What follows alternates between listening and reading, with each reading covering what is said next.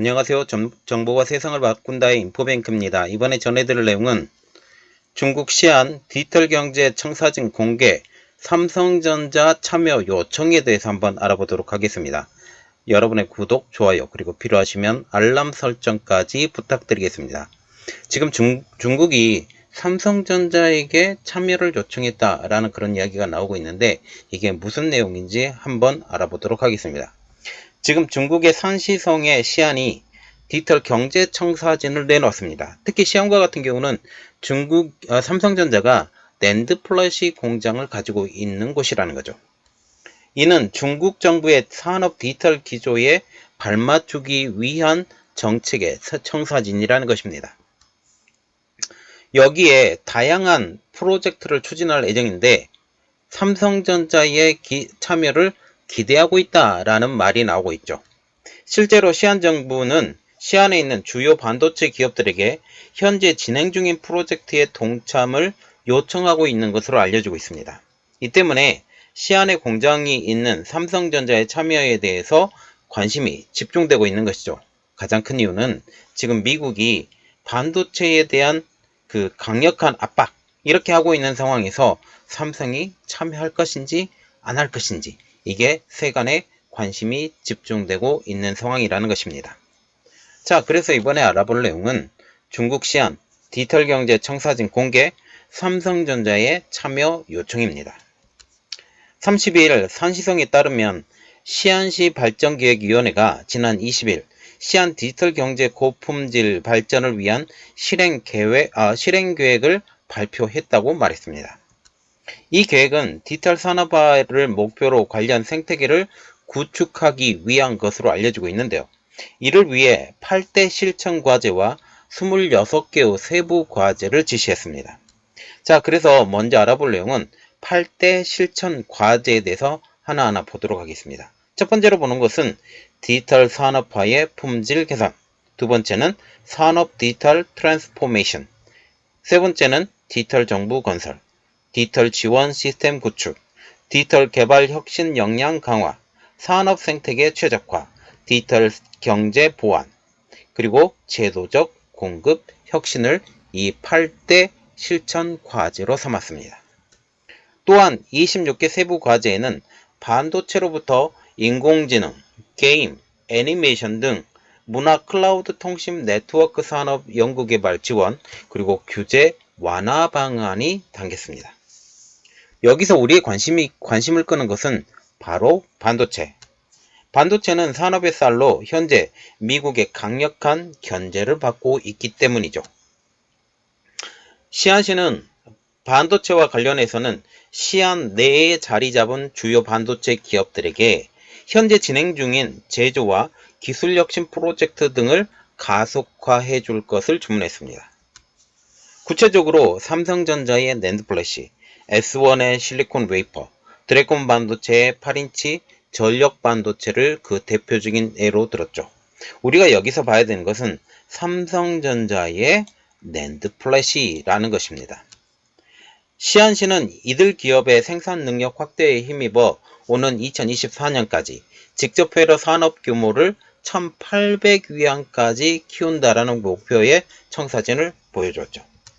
특히 시안에는 삼성전자 낸드 플래시 공장이 있습니다. 삼성전자 유일한 해외 메모리 생산 기지인 것이죠.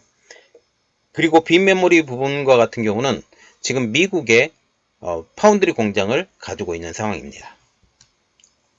이곳은 이명박 정부 시절인 2012년 첫 삽을 뜨고 박근혜 정부 시절인 2014년 1공장의 가동을 시작한 곳입니다. 그리고 2017년 8월, 이때 당시는 문재인 대통령이 바로 취임했던 시절인데, 제가 보기에는 박근혜 정부 시절에 계획했던 것을 이 삼성전자가 이어받아서 지금 시안 2공장 라인 투자를 위한 업무 협약을 맺었고, 3년간 총 70억 달러를 투자하기로 약속하고 이 공장을 지었고, 2019년 80억 달러를 추가로 투자 계획을 발표했고 2022년 이게 완공이 됩니다. 그래서 이 공장까지 라인 완공이 작년에 완전히 끝난 거예요. 삼성전자와 같은 경우는 시안 공장은 전체 낸드 플래시 출하량의 16%를 차지하고 있으며 주로 128단 낸드를 생산하고 있습니다. 그러면 이번 시안의 삼성전자에 대한 요청, 이것은 어떻게 대응할까라는 거죠. 예상할 수 있는 건 삼성전자가 시안 공장의 신규 프로젝트 진행을 할 가능성은 그리 높지 않다라고 예상을 할 수 있습니다. 그 배경은 미국의 강력한 제재. 미국 상무부가 지난 21일 공개한 반도체법, 칩스법의 세부 조항을 보면 사실상 중국의 생산기지 증설을 전면적으로 차단한 것으로 알 수가 있습니다. 삼성전자가 향후 10년간 낸드 기준 128단, 지금 128단을 만들고 있기 때문에 128단 이상 제품 생산 능력을 5% 이상 확장할 경우 미국 정부의 보조금 전액을 반환해야 되기 때문이죠. 지금 현재 삼성전자가 이것에 대해서 만지작거리고 있는데 반도체 칩스법에 대한 그 지원을 받을까라는 그런 측면인데 이번에 만드는 공장에 대해서는 받을 가능성이 높다라고 얘기가 나오고 있죠. 그리고 한국에 300억의 투자를 해서 지금 파운드리 공장 3곳을 용인에 짓는다라고 지금 얘기가 나오고 있는 상황이기 때문에 결국 지금 현재 볼 때 지금 이 삼성전자가 칩스법에 의해서 이곳 공장을 더 이상 이 이상을 증축하지 않는다. 그러나 이번 것에 대해서는 미국 정부의 투자를 받는다라고 미국 정부에 계속적으로 얘기를 하고 있고, 그리고 한국의 대통령인 지금 윤석열 정부가 미국에 가서 좀 약간 굽신굽신 거려야 되잖아요. 그래서 받을 것 같아요. 그리고 미국은 한국을 말로 지금 쓰고 있기 때문에 받아야 될 것 같습니다. 어쨌든 그렇게 되기 때문에 10년간 이 중국의 시안 공장 이곳에서 낸드 플래시 제품을 더 이상 증산한다는 것, 기술력의 향상을 통해서 증산하는 건 가능하지만 증설하는 것은 어려워 보입니다. 이 때문에 중국도 미국 정부의 강력한 제재 때문에 반도체 생태계 형성에 박차를 가하고 있는 중이죠. 그래서 SMIC, 그리고 장신메모리, YMTC, 화웨이, 화홍반도체 이러한 회사들의 지원을 무제한으로 해주겠다라고 지금 얘기가 나오고 있습니다. 이번 시안의 디지털 경제 청사진 공개, 이것은 중국 정부의 의지에 발맞춰 가는 것입니다. 시안시 발전계획위원회는 이 청사진을 공개하면서 반도체뿐만 아니라 AI, 슈퍼컴퓨팅 인프라 구축 등에도 관심을 집중하고 있습니다. 이 분야도 마찬가지로 미국 정부의 강력한 제재를 받고 있는 상황. AI 반도체와 같은 경우는 지금 GPU를 많이 쓰고 있는데 향후에는 NPU가 들어갈 거예요. GPU를 많이 쓰고 있는데 이 GPU의 A100, H100 이 지금 엔비디아에서 만드는 거죠. 그리고 AMD에서 만드는 GPU 자체를 중국으로 수출하지 못하겠어요. 물론 지금 현재 엔비디아와 같은 경우는 새로운 GPU를 만들어서 공급하기로 지금 예정이 돼 있는 상황이죠. 그래도 한 단계 다운그레이드를 시켰기 때문에 첨단 AI를 접근하기에는 어려운 측면이 있다라고 보시면 됩니다. 그래서 우리가 봐야 되는 것은 중국이 스스로 AI와 슈퍼컴퓨팅 인프라 구축 등에 관심이 집중되고 있다라는 것을 우리가 볼 수 있다라는 거죠. 시안에서. 중국과 같은 경우는 이 AI와 슈퍼컴퓨터 부분, 이것은 향후 은밀히 자국인 중국과 세계를 감시하는 용도로 사용될 가능성이 높다라고 전 개인적으로 생각을 하고 있습니다. 이를 위해 국가 차세대 AI 혁신, 개발 시범 구역의 지정, 다양한 산업 분야의 AI 기술 접목을 추진할 예정이라고 지금 발표가 나오고 있죠. 또한 광섬유, 광대역 네트워크 개발을 선도하는 시범구역 건설, 여기에 시안 국가 컴퓨팅 센터 엔타 AI 지능형 컴퓨팅 센터 증설도 지원한다는 방침을 가지고 있습니다. 또 네트워크 보안 예방 제어 시스템 마련을 해서 데이터 관리 감독을 강화합니다. 우리가 봐야 되는 것은 데이터의 관리 감독을 이제 국가에서 직접 나서겠다. 은행에 대한 그리고 네트워크에 대한 이렇게 말을 하고 있어서 지금 중국의 모든 그 정보가 다 국가로 들어간다. 심지어 외국계 기업의 정보도 국가로 들어간다라고 지금 말이 나오고 있는 상황이죠.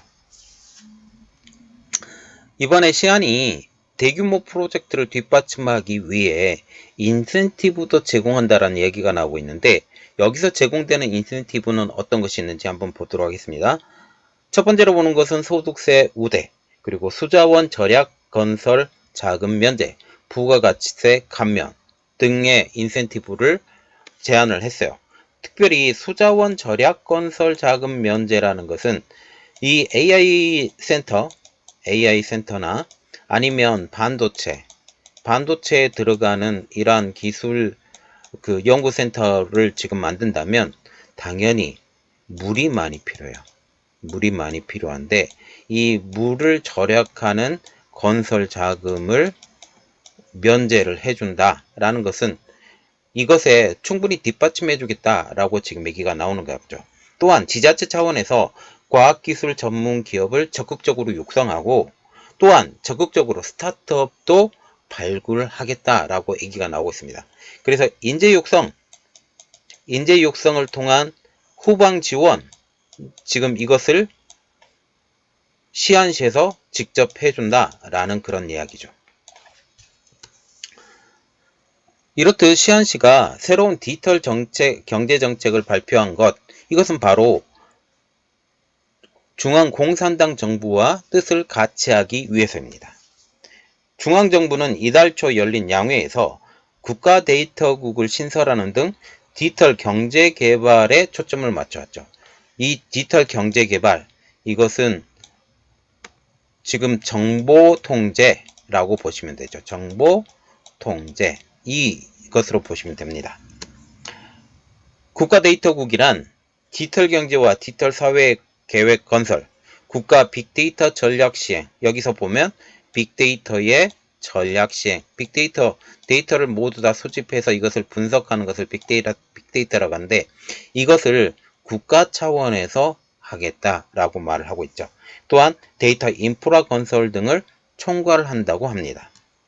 시안시는 오는 2024년까지 디지털 경제 핵심 산업의 부가가치가 GDP의 8% 이상을 차지할 것이라고 얘기를 하면서 디지털 경제는 점차 도시의 고품질 경제 발전을 위한 새로운 엔진이 될 것이라고 밝혔습니다.